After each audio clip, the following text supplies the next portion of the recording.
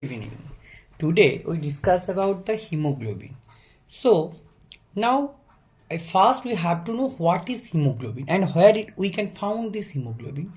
Normally hemoglobin is present. Actually hemoglobin is present inside the RBC and hemoglobin contain iron molecules. Okay, that's why the blood is red in color and RBC is red. Okay, so if we study the structure of hemoglobin, there we can see one metal ion is present there, that is the iron molecules. And hemoglobin, here the term hemoglobin means it consists of two parts. One is hem part, another one is globin part. So as it is formed by two unit actually, that's why it is known as conjugated protein. Okay, so hemoglobin is a conjugated protein and which contain iron rich protein actually that present in the red blood cells and give the blood red color appearance. Okay, now what is the normal range of hemoglobin? If we see, or if different studies shows that the normal level of hemoglobin in adult male is 14 to 18 gram per deciliter of blood, and in case of adult female or adult woman it is about 12 to 16 gram per deciliter of blood. Okay, so if the range of hemoglobin getting decreased, it may be indicate anemic conditions, while if the high level of increase or hemoglobin level getting increases, it indicate different issues like polycythemia. Now you can ask me, what is polycythemia? Polycythemia is the conditions when the RBC count in the blood getting increased. Okay, now there are two terms. One is polycythemia and another one is polycythemia vera. So what is polycythemia?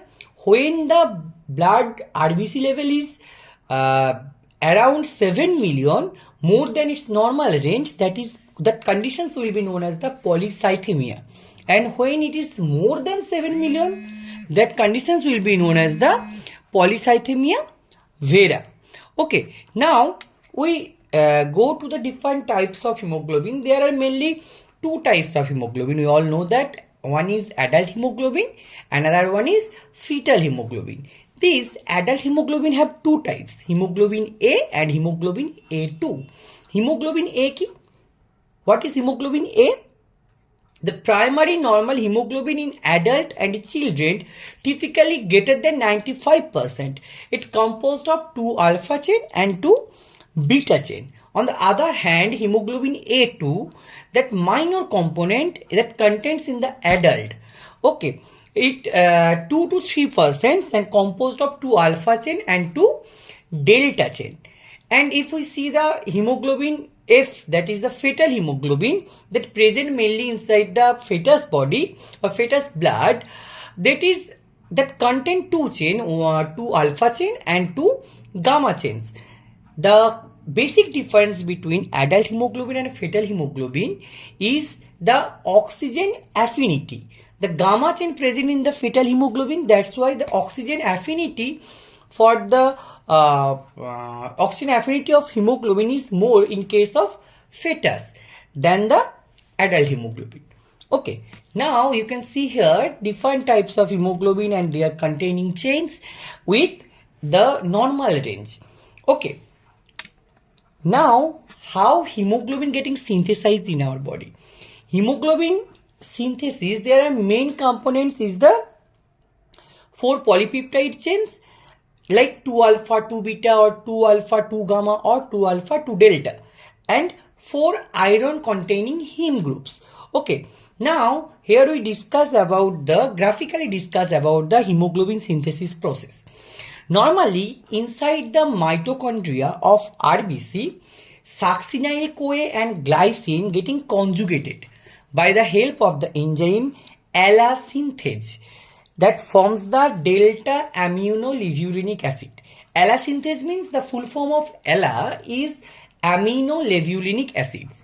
This ALA synthase getting helps in the conjugations of succinyl-CoA and glycines. Both are glycine is one amino acid that converted into the delta aminolevulinic acid. Then this delta aminolevulinic acid transported from the mitochondria to the cytoplasm.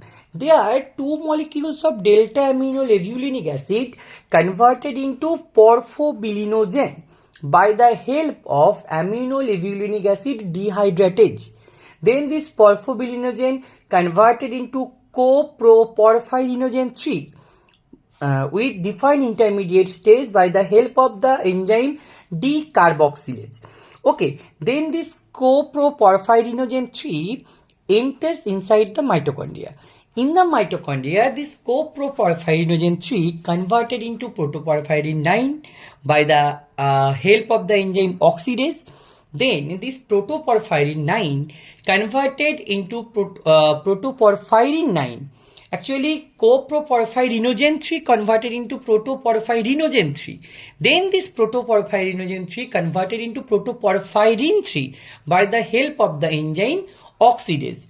Then this protoporphyrin 3 converted into heme by the help of the enzyme ferrochelatase. Here the Fe molecules are required for the formations of new heme molecules.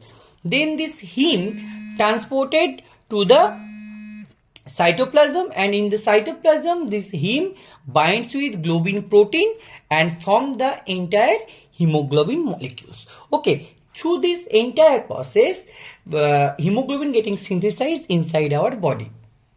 There are common abnormal hemoglobin variations like hemoglobin S. Hemoglobin S is the conditions that is associated with sickle cell disease. The red cell take an crescent shape at sickle shaped, break down easily. Hemoglobin C associated with milder chronic hemolytic anemia. Hemoglobin E it is mainly found in the Southeast Asian populations, often resulting in the minor anemia or microcytosis. Hemoglobin H, it is a type of thalassemia where hemoglobin breaks down easily.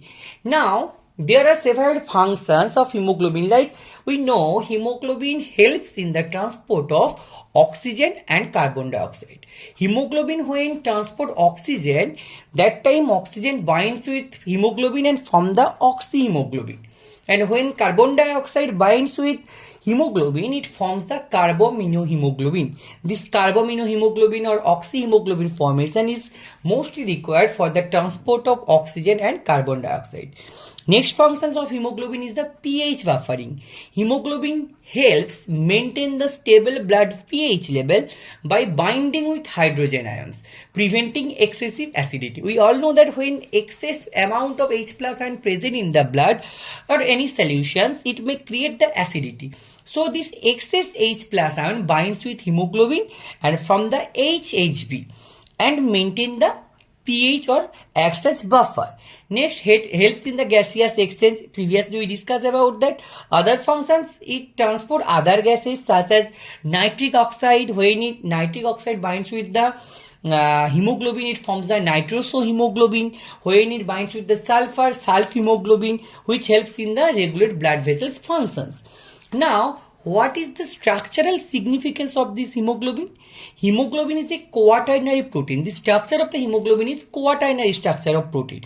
Okay, it is composed of 4 polypeptide subunit, each holding an iron containing heme group. Each polypeptide chain contains the iron containing heme group that is capable of binding with oxygen. A deficiency in hemoglobin often caused by low iron. If any conditions, hemoglobin getting deficient in the human body, that may causes low iron, result in anemic conditions that leading to fatigue, muscle getting fatigue easily due to lack of oxygen, weakness happens and poor oxygen delivery to the organs. These are the entire about the hemoglobin. Thank you.